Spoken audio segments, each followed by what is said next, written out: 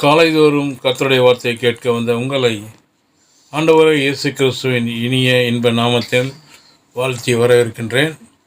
இன்றைக்குரிய தியானத்திற்கென்று எடுத்துக்கொண்ட வேத வசனம் சங்கீதம் 65ஆம் அதிகாரம் 12-13 வசனங்களை வாசிக்கின்றேன்.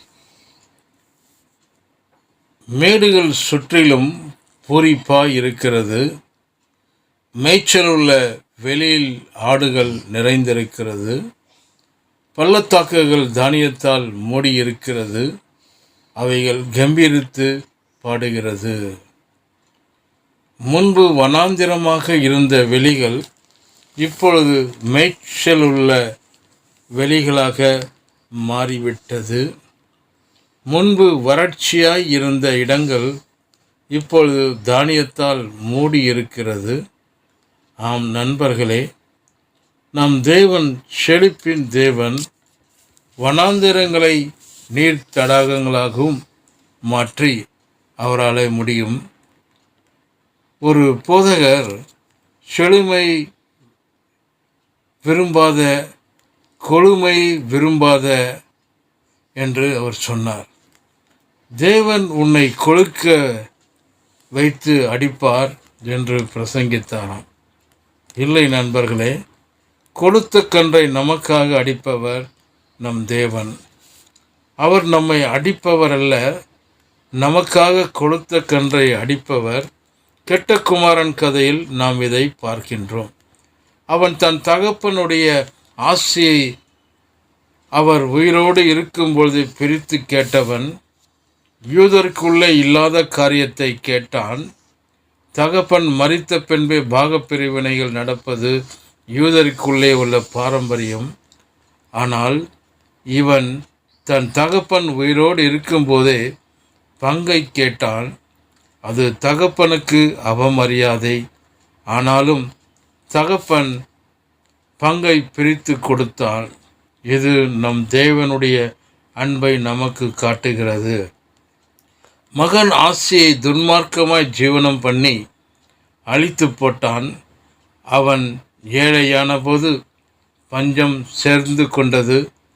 கடைசியில் பன்றி தின்றுகிற தவிட்டை கூட அவனுக்கு கிடைக்கவில்லை. அந்த நிலையிலே தகப்பனுடைய அன்பையும் தகப்பனர் வீட்டையும் தகப்பனுடைய தாராளத்தையும் ஏராளத்தையும் நினைத்து பார்த்தான். என் தகப்பன் வீட்டிலே வேலைக்காரருக்கு கூட பூர்த்தியான சாப்பாடு உண்டே, நான் என் தகப்பன் வீட்டுக்கு திரும்பி போவேன் என்று சொல்லி திரும்பி வந்தான். தகப்பன் மகனை தூரத்திலே கண்டு ஓடி அவன் கழுத்தை கட்டி கொண்டு முத்தமிட்டான். அது மாத்திரமல்ல, உயர்ந்த வஸ்திரங்களை, உயர்ந்த பாதரட்சைகளையும் உயர்ந்த மோதிரங்களையும் அவனுக்கு கொடுத்தான். எல்லாவற்றுக்கும் மேலாக இப்படி சொன்னான். லூக்கா 15:23, கொழுத்த கன்றை கொண்டு வந்து அடியுங்கள், நாம் புசித்து சந்தோஷமாய் இருப்போம்.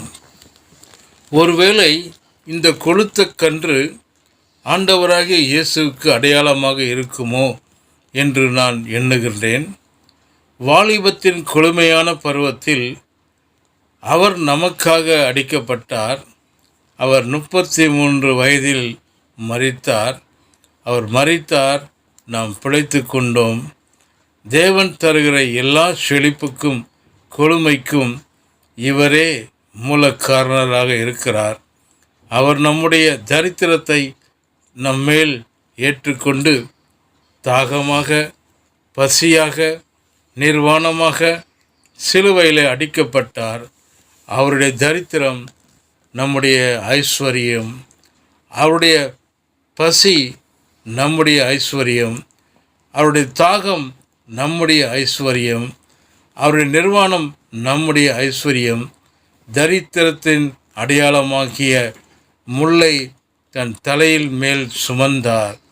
நாம் இன்று செழிப்பாக வாழ்வதே நாம் அவருக்கு செய்யும் கைமாறு ஆகும். பவுல் இதை குறித்து இப்படி எழுதுகின்றார். 2 கொரிந்தியர் 8ஆம் அதிகாரம் 9ஆம் வசனம். நம்முடைய கர்த்தராகிய இயேசு கிறிஸ்துவின் கிருபை அறிந்திருக்கிறீர்களே.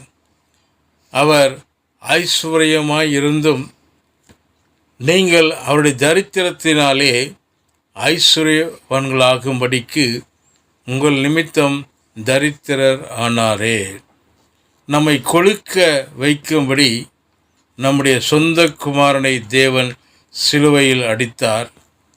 அந்நிய புண்ணிய செயலின் நிமித்தம் நாம் இன்று செழிக்க முடியும். ஆமென்.